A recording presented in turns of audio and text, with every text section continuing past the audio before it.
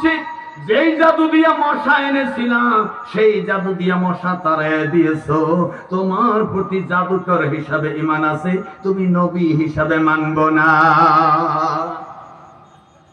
মানলো মানলো, কথা ঠিক রাখলো, কথা ঠিক রাখলো না। আমার আল্লাহর নবী ইব্রাহিম আলাইহিস সালাম ব্যথিত হলেন, দুঃখিত হলেন, আল্লাহর দরবারে দোয়া করলেন। আল্লাহ রাব্বুল আলামিন বলেন, মশার ঝাঁক চলে গেলেও সব মশা লাগে না, নমরুদকে মারতে ল্যাংড়া মশাই যথেষ্ট হয়ে যাবে। নমরুদকে মারতে ল্যাংড়া মশাই যথেষ্ট হবে।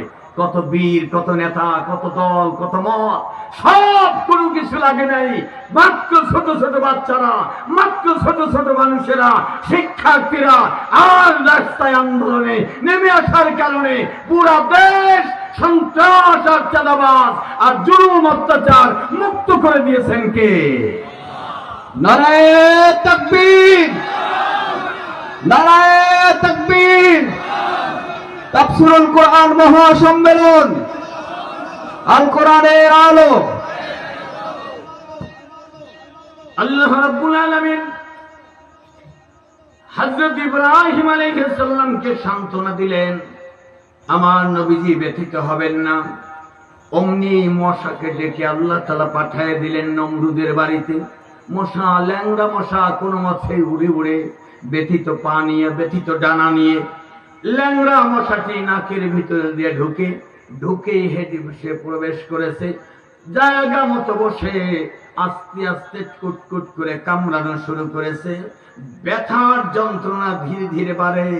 তারপরে বলে না আল্লাহ রাব্বুল আলামিন ক্ষমতার মালিক, তারপরে বলে না ইব্রাহিম আলাইহিস সালাম আল্লাহ রাব্বুল আলামিনের নবী, এটা মানতে চায় না, ঈমান আনতে চায় না আল্লাহর উপরে। এইজন্য আল্লাহ রাব্বুল আলামিন কামরানি আরো বাড়ায় দিলেন, স্পিরিট বাড়ায় দিলেন।